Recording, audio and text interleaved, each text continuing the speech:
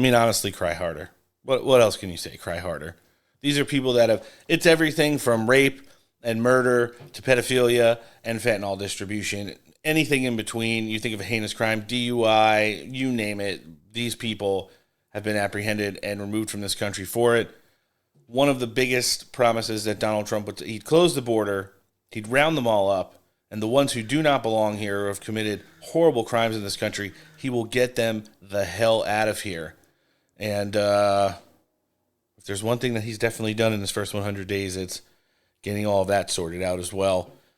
You know, I'm looking at some of the numbers here, and that CBS poll that comes out weekly on their show, which talks about how many Americans, all parties, still support deportations and Donald Trump's immigration policies. I got those numbers here.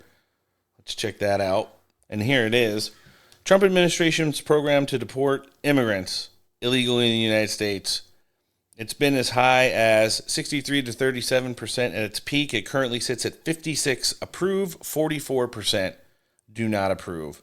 So still extremely strong numbers for President Trump there, up by more than 10 points, as that is what he was voted for back into office. I saw a headline from Breitbart, which also showed over Donald Trump's first 100 days, over 150,000 illegals arrested. More than 135,000 of them have been deported. Obviously, we want the number way higher. We saw every president leading up to President Trump have deportation numbers in the millions, multiple millions for people like Clinton and Obama as well. But, you know, when you have the radical activist judges, the appeals process going on, and which is ongoing, and then the ultimate avenue, which takes us to the Supreme Court, it's going to take a minute. So when you look at the other side of the coin, and even though the poll numbers still continue to be strong for President Trump, because it is the culmination of his first 100 days, you see a lot of the mainstream news outlets, including the big three of ABC, CBS, and NBC, starting to really pump up the fake news polls. We'll touch on that in a second. I've got a clip of Brett Baer reading those numbers yesterday. But again, when you look at the brass tacks here, 92% of the coverage that Donald Trump is getting on ABC, CBS, and NBC is negative. Considered negative, and that is no change from the election season or at the end of his last presidency.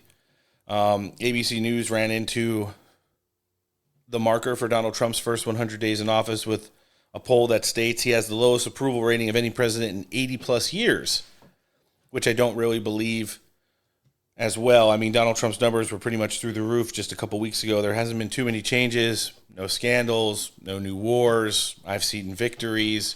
I mean, again, we may not be able to be moving at the pace that President Trump wants to because of the judicial process that's kind of coming up the gears right now. But a lot of that blame falls on Congress as they've reassembled back up on the Hill to really start working on something that's going to limit the scope of these radical judges' reach, to say the very least.